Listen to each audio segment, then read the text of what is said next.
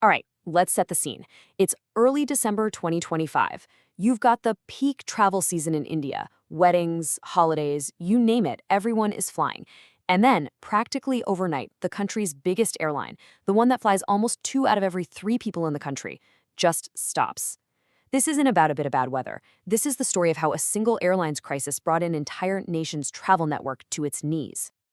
On one single Friday, at the absolute peak of the season, IndiGo canceled over 1,000 flights. Just think about that number for a second. 1,000?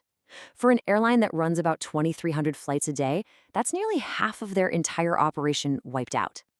Gone. And it just triggered this massive domino effect across the whole country. And the result on the ground? Well, the only way to describe it was utter chaos. This wasn't just a statistic. This was tens of thousands of real people completely stranded. We're talking families split up, dream holidays totally ruined, and people missing once-in-a-lifetime events like weddings. The human cost was just staggering. So, first up, let's look at that immediate fallout. This wasn't just a problem at one airport. This was a complete paralysis of the national air travel system, all because one dominant airline failed. The chaos just cascaded through every single major hub. Delhi, Mumbai, Bengaluru, Hyderabad. All of them were seeing hundreds and hundreds of cancellations. Passengers were left completely in the dark, sleeping in terminals, desperately trying to find another way to get where they needed to go. And the airline's one big promise, being on time, was just completely destroyed. So what on earth could cause such a sudden, total collapse? What was the trigger? And here's the thing. The trigger wasn't some freak accident or surprise storm. No. At the very heart of this crisis was a ticking clock, a regulatory deadline that, according to experts, the airline's management just flat out ignored. That trigger was something called FDTL, which stands for Flight Duty Time Limitations. And look, these weren't just some fussy bureaucratic rules. These were critical, safety-first regulations designed to stop pilots from getting exhausted. The whole point was simple.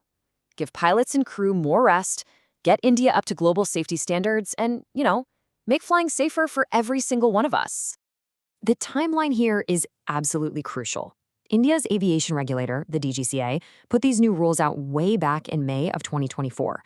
That means airlines had over a year, until November 2025, to get ready, hire more pilots, and fix their schedules.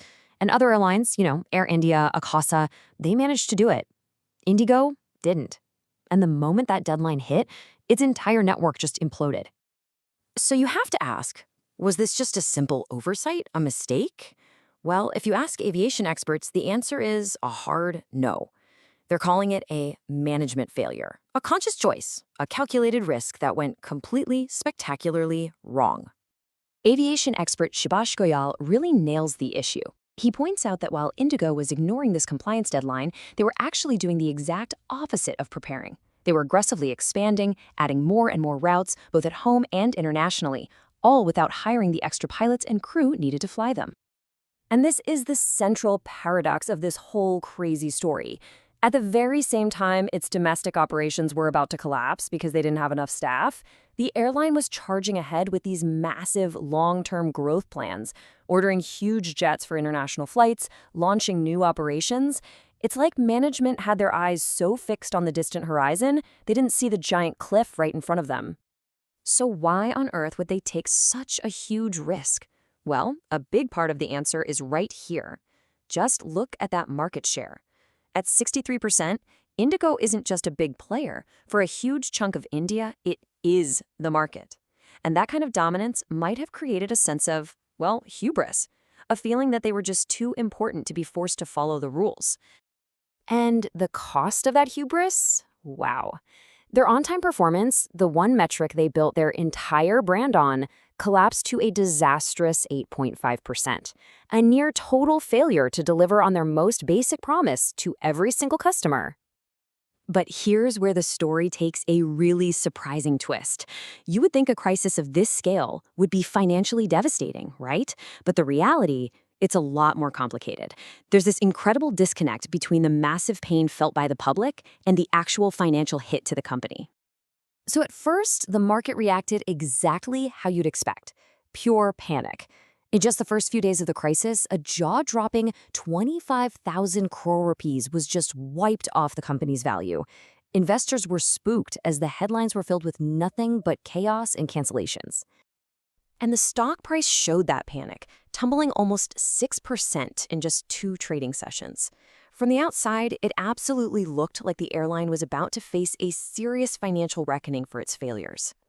But then, the financial analysts started crunching the numbers. And this is the part that's just wild. The estimated hit to IndiGo's quarterly operating profit from this entire national meltdown? Less than 1%. Yep. When you factor in all the money they saved on fuel and airport fees from all those canceled flights, the actual damage to their bottom line was almost nothing. So how is that even possible? How can a company create that much disruption, that much anger, and basically suffer what amounts to a rounding error on its profit sheet?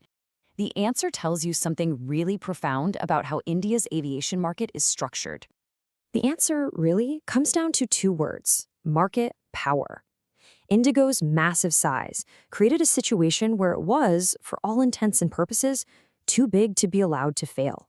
You could even say it was too big to ground. Just look at how the regulator had to respond.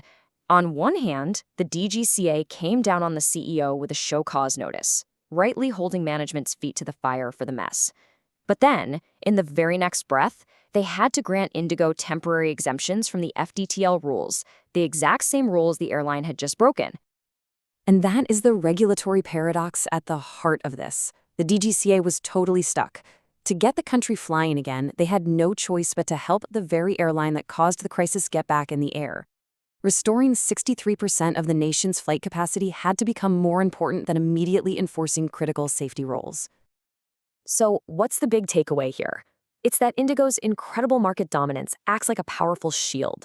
It protects them from really serious financial damage, it forces regulators to bend the rules for them, and it basically allows them to just keep going with their long-term expansion plans, like this massive operational failure was just a tiny bump in the road.